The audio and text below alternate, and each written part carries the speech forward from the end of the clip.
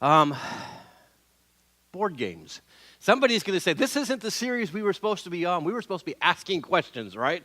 And you know what? I'm just going to be honest with you. I only got 3 questions. So it was going to be like one half of a service, and we were going to be done with that series. So we kind of changed things up, and we decided to talk about board games. How many of you play board games still? Cool. Help me out, because I need your help. What kind of board games do you play? Monopoly. You play Monopoly? Yep. How many Monopoly people out here? I mean, who has like 5 hours to play Monopoly? Okay. On a rainy day. I guess you could speed up the game of Monopoly, but man, okay, so Monopoly's out there. What else do you play? Lindsay, Dale, what do you guys play? Clue. Anybody have the video game of Clue? I have the VHS video game of Clue. It's unfortunate that I don't have a VHS player anymore, so, but I did have okay, so Clue. What else? Rummy Cube? That's the one played with dice, right? Mexican Train. It's what? Mexican Train. Mexican Train. That's dominoes, okay? I guess that could be a board game, right, Jim? Yeah. Okay, yeah, okay, so anybody else? Uh-oh. All these noises coming into my ears. What's that? Yahtzee. You know what? Can I just say this? I know somebody already called me old. My feelings are hurt already. I downloaded Yahtzee on my iPhone. And I've played 125 games. I just got the badge for 125 games of Yahtzee. So, yeah, I win more than I lose. Okay, so, hey, if you want to play Yahtzee with me, I'll give you my name later on, okay? I think I'm Sneaky Otter 234. Okay, that's my Yahtzee screen name. Okay, so anyway, Estely, you've been raising your hand. What do you play? Candy.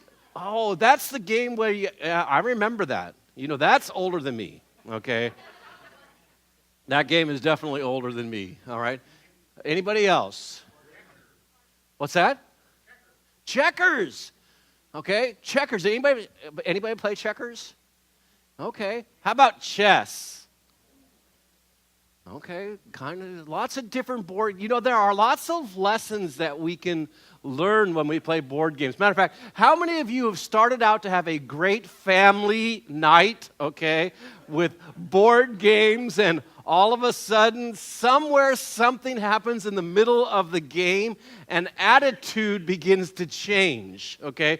Maybe it's because dad wants to win so much and trump over the kids. Maybe somebody's a little bit more competitive than they ought to be. Somebody cheats, okay? And all of a sudden, the board game that was supposed to be family time, okay, now changes into something else. And actually, people, maybe I'm the only one this has ever happened to, but people go to bed mad because of a family board game. Can anybody relate? Yeah. So I thought what we would do this morning is look at the board game aggravation. Yeah, anybody? Okay, how many played? This is kind of like, Candyland. It's been around a long time. And the premise of this whole game called aggravation is, you have 6 players, and you got to move 4 marbles around the board into your safe spot. And so when you're going around the board, if somebody lands on your marble, they send you back to what?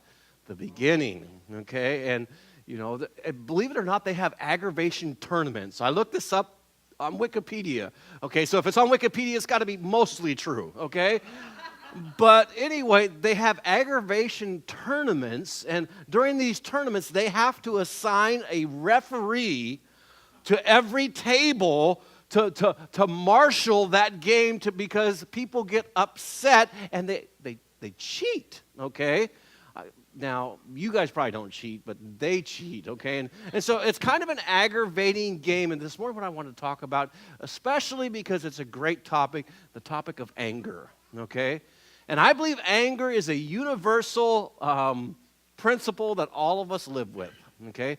Some of us handle it or manage it better than others. Some of us don't, okay? And so I thought anger would be a great topic to start the new year off because it's applicable to all of us. Whether you've experienced it, whether you're the perpetrator of it, it doesn't make a difference. All of us deal with anger or are angry on occasion. Okay, and so that's why it's within all of us.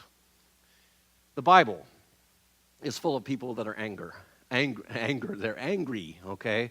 Matter of fact, if you go from Genesis all the way forward, there's lots of different stories in the Bible about people being angry. I mean, it only took us like 4 chapters. We did in the beginning, let there be light. God created everything, and then all of a sudden he created people, and before you know it, in Genesis 4, anger, okay? Cain kills Abel in Genesis 4. And then Moses, he's supposed to be leading his people out of Egypt into the promised land, gets by a rock, and out of his frustration of dealing with people, and remember, he's only dealing with like a few million people, and they're constantly complaining about wanting to go back to Egypt because it's so much nicer in Egypt than what Moses is taking them. He gets mad and he strikes the rock twice, okay? And God chastises him for that pretty severely when he shows his anger. Now, if you just flip a couple more chapters, remember this story from your childhood? Balaam was angry with the donkey, okay? And can you imagine that, Monty, sitting on a donkey, kind of whipping on the donkey, beating on the donkey, and for all of a sudden for the donkey to turn around and talk to you? If you weren't angry, you were afraid, okay? Because, again, Balaam was angry with the donkey. King Ahab, in 1 Kings, he's kind of upset because he's trying to buy a piece of property from Naboth, and Naboth won't sell it to him. And he gets frustrated, and it says in the Bible that King Ahab withdrew and became sullen, and what we would probably say, he pouted. Or maybe some of us would call it the silent treatment, okay? And so we're all familiar with those kind of things. King Ahab was that way, but his wife Jezebel took things into her own hands, okay? She went after Naboth after he would not sell the land to the king, and when she doesn't get her way, she kills him, okay? So she deals with anger a whole lot different than her husband, King Ahab, did. We remember this one, Haman. All right, in the book of Esther, plots to kill Mordecai, and you know why, right? Because Mordecai would not bow down to him. Okay, he plots to get rid of him. So we see in the Bible lots of different illustrations of people getting upset. Esau was angry because, I love this one, angry because he gave away his birthright. Now, again, it might have been, stolen in an improper way, but it was him who gave away his birthright, and probably all of us in here would relate to doing something dumb, okay, that would cause us to get angry because of the consequences of the choices that we make. Well, definitely Esau was one of them. Absalom, he's pretty upset. He takes revenge for his sister. Herod, angry enough to kill babies in the New Testament. Religious leaders, blinded by their anger, not to be able to see Christ as the Messiah. And then the one that we're familiar with, Jesus, angry, and he cleared the temple. So the Bible has lots of these, if you want to call them stories or accounts of people being angry. And by the way, because we are such emotional people, there's lots of verses in the Bible that talk about us being angry. Some of them you've probably seen before over and over. So let's just pop up a couple. Here's one that, don't get so angry that you sin, and don't go to bed angry, okay?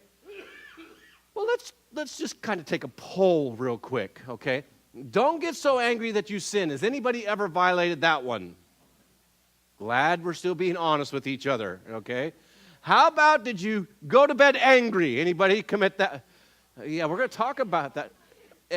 We're going to talk about that in a couple of seconds because this is the one that when you go to bed angry, this allows Satan an opportunity to work in your life, and then bitterness and wrath and anger and all those things get manifested on the outside. Here's another great Bible verse talking about anger. It says, "My dear friends, you should be quick to listen and slow to speak or to get angry. If you are angry, you cannot do any of the good things that God wants done." Anybody ever notice that when you're angry and you're upset, it's kind of a tough time to try to do good things for other people or to love God with all of your heart and to love your neighbor because you're focused on what? Your anger, okay? And that you're upset and that you're mad.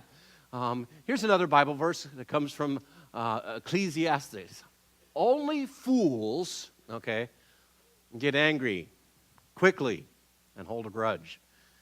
All right? So, these are strong words that, we're getting when we start looking at these passages on angers that come from the Bible. So, Colossians, it says, "Now you must stop doing these things. You must quit being" what? Angry, hateful, and evil. "You must no longer say insulting or cruel things about others." You notice, by the way, I don't have to tell you this, you already know this already, that when you get angry, I don't know whether you do this, but I've been known to do this, you say some of the most intelligent things when you're angry, don't you? I mean, I have life example over life example of my own life. I mean, you say things that don't make sense. You're just spitting out words, okay? And I'll tell you what, those words that are coming out are not falling on deaf ears, okay? People are receiving what you're saying. And we'll get to that here in a couple seconds. So don't be angry or furious. Anger can lead to sin. We are going to talk about it because there is a possible way to be angry. Let me try that one again. Angry. There's a possible way to be angry and not sin. And we'll get to that here in just a second. So before we jump right into the kind of the teaching aspect of what we're talking about this morning, let's talk about some triggers. We're being honest with each other. Some of you said that you've been angry. Some of you said you've gone to bed. What are some things, and I want to be careful because I don't want to say the word cause, okay? Because I still believe that the emotion of anger is a choice. It's your choice, my choice, whether we're going to choose to become angry. But there are some things that can help me make that choice a lot faster. Okay? And so I was just wondering, maybe you'll be honest with me, what are some things that cause you to be angry? What's that? Criticism. Oh, that's not going to work. You know why I hate the whiteboard when I bring out the whiteboard? And Dale already picked up on it, didn't he? Yeah, I mean, right off the bat. Because then you're going, is that an S or is it a C, okay? So you know what I do when I don't know? I just got to go, all right. So criticism. Yes, thank you. Great input, okay? Thank you. I should ask this. You guys are just as bad as I am, okay? Okay, all right. What else? Somebody's going to say, I get angry when people don't know how to spell. Okay. What? Bad driver? Who said it? Oh, man. Bad drivers. Yep. Bad drivers.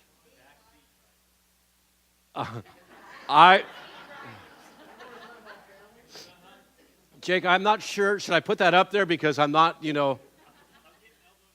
Yeah.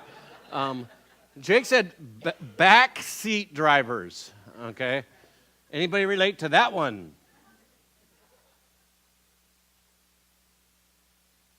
Hey, what's that? A thermostat makes you angry? Oh.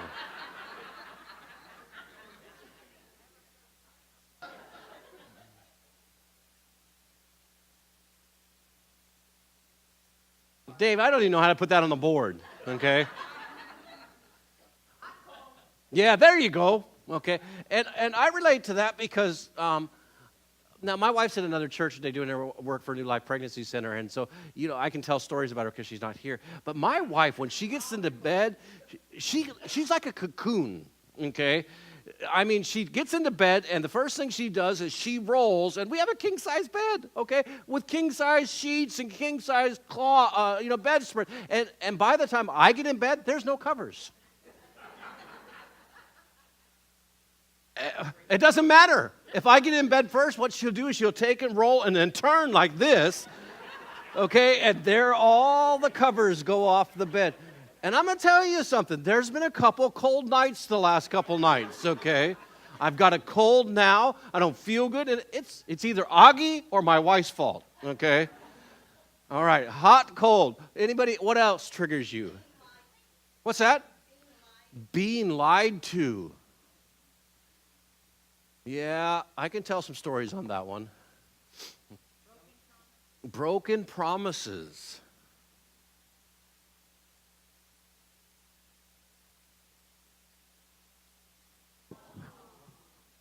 Help me again. Oh, yeah. I'm just going to say when bad things happen. Because, yeah, that's a bad thing, okay? All right, I got room for about 2 more. What's that? Being hungry. Hungry. It causes you to be irritable, right? Okay. You got to satisfy, you need a Snickers bar then, right? Okay. And so we're going to call that hangry. I'm probably not going to spell it right. Ooh, wow. My family members. Yeah. This whiteboard does not have spell check, okay? All right. I'm irritable, okay? Even this morning because I'm what? I'm sick. Okay, so everything is in slow motion. My head is like a bomb right now, okay? So, yeah, that causes me to be angry. Anything else? He said APS. Yeah, I wasn't going to call out names, okay, but, APS in the summer makes anyone angry, okay? Anything else? And if you work for APS, I apologize. He said it, I didn't. Okay. What's that? Oh, when you're tired. Okay. Anybody get upset when you're tired? Yeah. So, it's funny because lots of triggers, okay, that can cause us, and I want to be careful because it's still a choice. Us becoming angry, even, if I had a video of somebody doing bad driving things, it's still a choice in how you respond to what they're doing. Okay, but there are certain things, again, like we've said, that can, trigger us faster. Okay, because social injustices, and we'll talk about that in a couple. We should be angry about things that make God angry. We should be. And I'm going to say it later on, and I'm going to say it right now, but those type of angers, those type of things that happen, those social injustices, when we get angry, it's not for us to get angry and do nothing about it. It's for us to be angry and do something about it.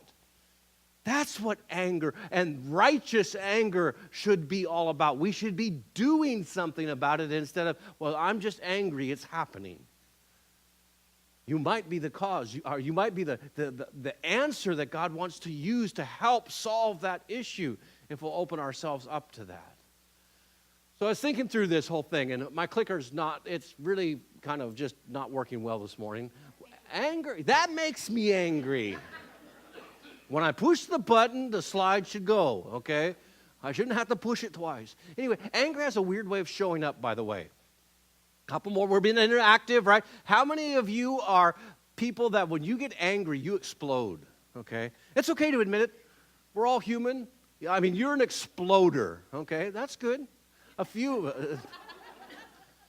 Confession. We're going to talk about confession here in just a minute, Jake. You're doing great, okay? So, yeah, some of us, we really, we explode. How many of us, when we get angry, we withdraw, get silent, we stew on it, we stuff it. How many of us are like that? Okay. Well, what are the rest of you? A ticking. So yeah, you're. And the problem with that ticking time bomb is then somebody does something, that's not really what the cause of the problem was, and then you go boom, and you go, now, why am I mad? I don't know. But let me tell you something. Our anger will show up in a lot of different ways, and it always has a tendency to hurt other people. And it's kind of just like the Bible. We were talking about those Bible verses earlier. We tend to hurt those people that we love. The ones that we know. The ones that we feel like we have the freedom to be angry with and say mean and hurtful things. And we say it to those that we love. Very seldom, we'll allow a stranger a whole lot more grace than we'll allow a family member. And so we say things and it hurts relationships. And here's that third thing down here that's really kind of important, is anger is a life-dominating sin. You know what I mean by that? Anger can take control of you. And not only that, it causes some really weird reactions, and it causes people to do things that they normally wouldn't do. Now, none of you have probably ever done this in the room, but you get angry, you get upset, you get mad, and you walk over to the wall, and you punch a hole into the wall. Most people who are thinking in their right mind don't punch holes in the wall. Most right-thinking people in their mind don't throw dishes when they're angry or slam doors when they're angry. And so anger is just one of those things that once it starts rolling around in all of us, it causes us to do some really crazy things. And since the Bible is full of anger, and since we did look at lots of Bible verses, are there any helps that come from the Bible that would help us manage or control our anger? And I think there's a lot. Matter of fact, there's lots of different verses. And so we're going to look at just a few of those, and those are your kind of fill in the blanks, if you want to call it. We're just going to skim through a couple of them. And some of you have some Bible verses for me, right? Some of you are going to help me read the Bible verses, okay? So I've handed those out, and the first one's going to be Proverbs 4:23, so you're on deck in just a second. But look what it says. Determine the source of your anger. This is really important. What are you angry about? Because sometimes, like I said earlier, when we get angry,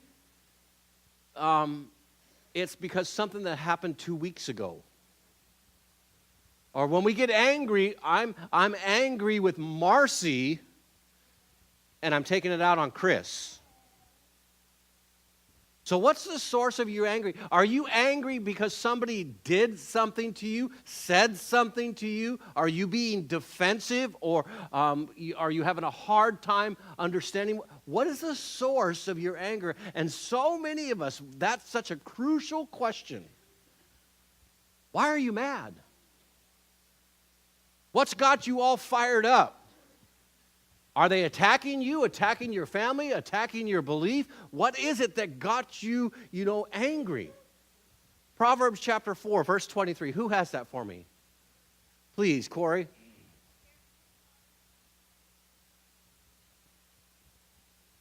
Carefully guard I love how the Bible puts this, especially in the book of Proverbs, your heart.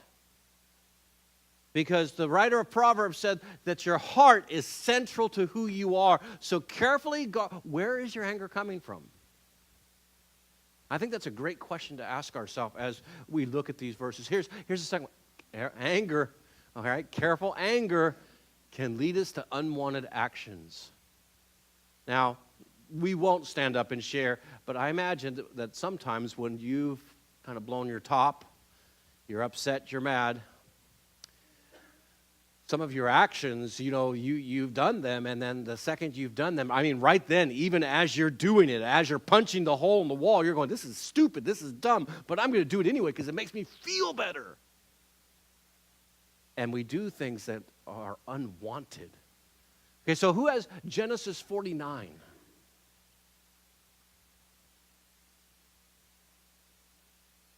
Be bashful.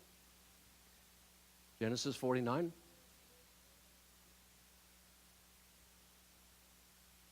That would be the one, yes.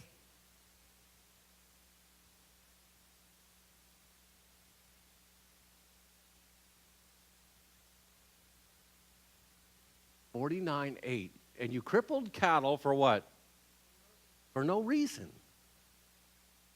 For no reason. Because a lot of times we, again, do things that are, stay away from your triggers, okay? Now, if there's something out there that causes you or, again, leads to anger, and you know what it is, and you're not able to manage it or control it, then maybe you ought to stay away from your trigger. Does that make sense? Now, it may be hard because somebody said, I think Lori said, bad drivers, okay, from, well, I would love to say bad drivers were only here from October through March, but we've all lived here long enough, okay? We know that there are bad drivers here year-round, all right? And you might be one of them, okay, that texts and drives or talks on the phone and drives, not that I've ever done, well, maybe once, twice, a couple times. Anyway, stay away from what makes you mad. Stay away from it. There's Proverbs 29:8. Who has that one?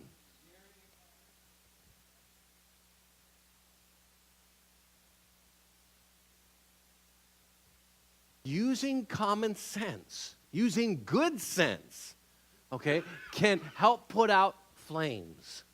All right, let's see a couple others that we have. Managing our anger. Don't stew on it. All right.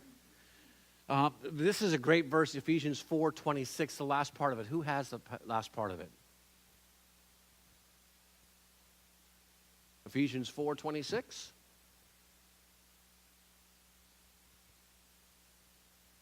I'm sorry. Yep, go ahead. Don't go to bed angry. It's interesting that when we go to bed angry, how do you sleep, by the way, when you're angry? Not at all, right? Because I sit there and I play over the scene over and over and over. And you know what I end up doing? I know I'm wrong, usually 95% of the time. I know that I'm wrong. And now I start justifying what I did, why I did it, and why I'm right and why I was wrong. You don't do that? I do. I sit there and I play back and I'll make up reasons I was right. And the problem is it's not getting resolved. And this is really important in a husband-wife relationship. Because I'm going to tell you, there are some nights when things go sideways and you're upset with one another.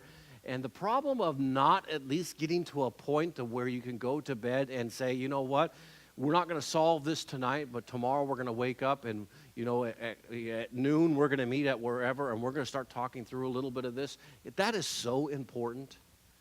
All right? It is so important. And for the ladies that are in the room, I know, okay, this is a crucial one because us guys, a lot of us will blow up and then I'm just speaking for myself, maybe not for you. And then it's the silent treatment for days. Okay, and there's a couple wives that are laughing. At least maybe they've experienced that. I don't know. But then it's the and you don't talk about it. What's wrong? Nothing. Really? Because you look like you're upset. I'm not. Why aren't you talking to me? I don't know. I mean, it's dumb. Okay, and what's happening is we're giving Satan an opportunity to get in there. And you know what? And the problem is and then you wake up the next day or the appropriate days. 4 days goes by and you wake up and you treat it like it never happened. Well, let's talk about no. I'm fine. It's okay. And you never resolved it until what? The next time something happens, and then that happened 4 months ago comes back up because it's been stewed on and never resolved. Really important stuff. Fools play around with anger, by the way. Okay? This is a great proverb, 19:3.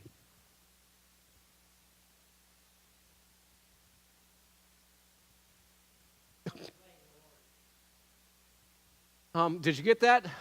We're ruined by our what? Our own.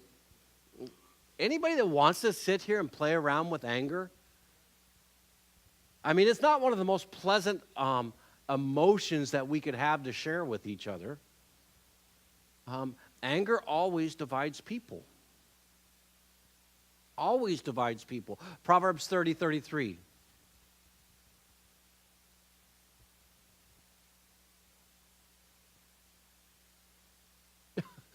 Okay, Miriam's got a soft voice. So basically, if it says if you churn milk, you get what? Butter. If you pound your nose, you get what? Bloody. Okay, I don't recommend that. And then if you get angry, it's going to what? Cause trouble. It's going to cause problems. Anger will divide. And you notice if you go back through, maybe you're a Hatfield in here today, or maybe you're a McCoy in here today, but it doesn't make a difference.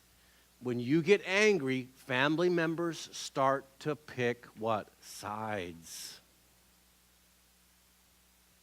Okay, and because of and family feuds and lifelong stuff within families gets born, okay, because people get angry and then people choose which side they're going to be on.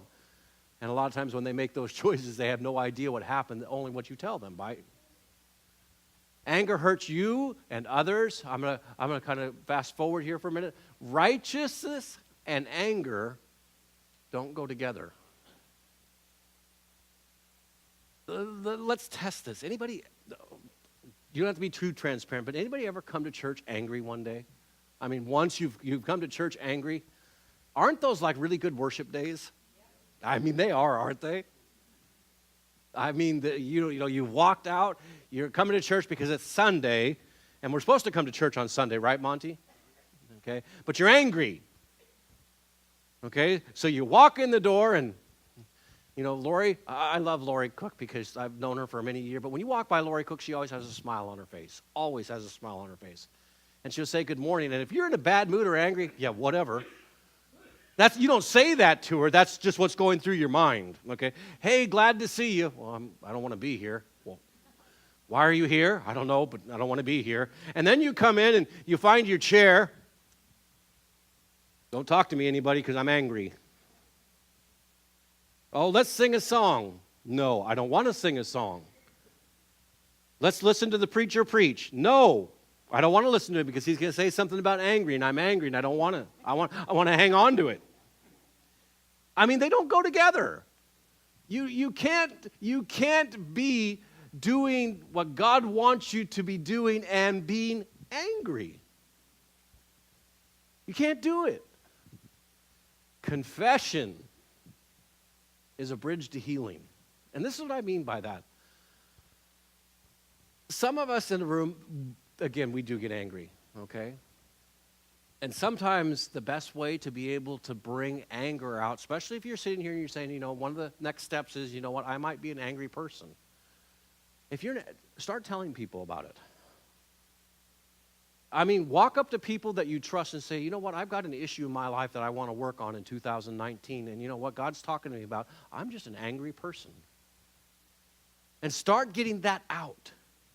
Because Andy Stanley, he says lots of cool things, but he says the more we bring our sin out into the light, the less it has control over us.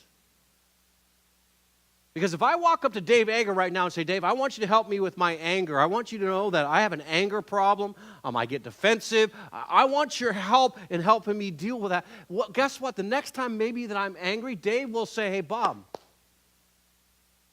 you asked me for help. You're getting angry. Why are you getting angry? What are you angry at? So confession is a great way and a great tool to be able to help us with our anger. Two more. Words matter. Okay? Who's got Proverbs 15:1? Go ahead, John, read it.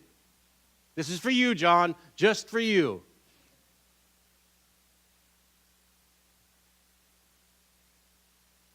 Ooh. This is a great tool. I teach this when we're talking about premarital stuff, and it says that a gentle word, okay, is good, but a harsh word. Don't think for a second, okay? And this is something that we try to teach, we want to teach our kids, and this is something we definitely want to teach mom and dads and grandmas. You want to teach your grandkids. Words matter. And what we say to people does matter. Even, I got to say it, even in coarse jesting and joking around, that kind of stuff can get out of control really fast, okay? And you say something, and I'm going to say this, I'll be honest, and whether they'll be here next service or not, I said something last week that was coarse jesting to somebody.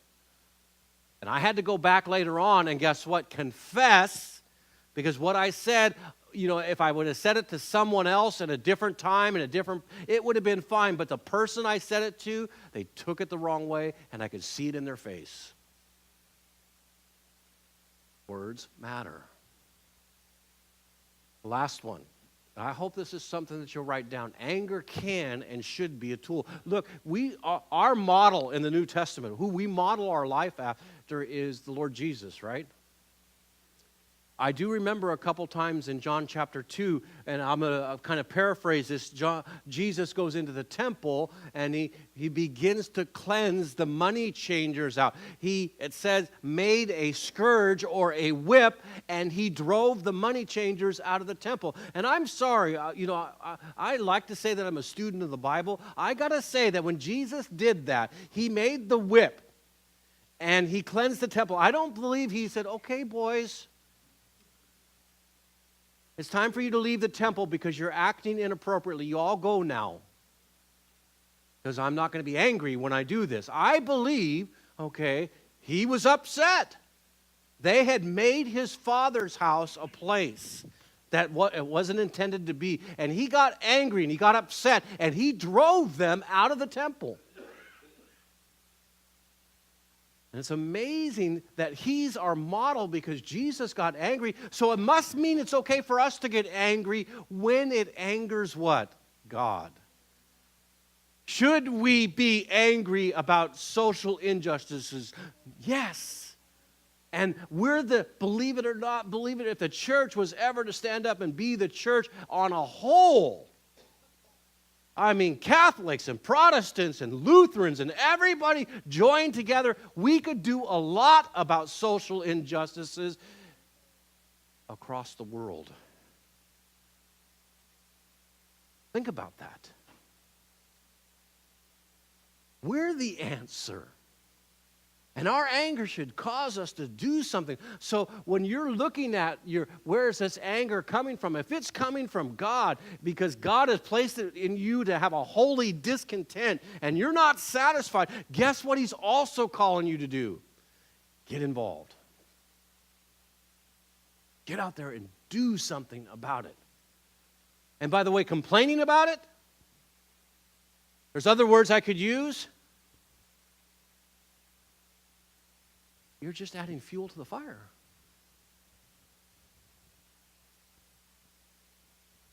God's called us to make a difference, called us to do something about it.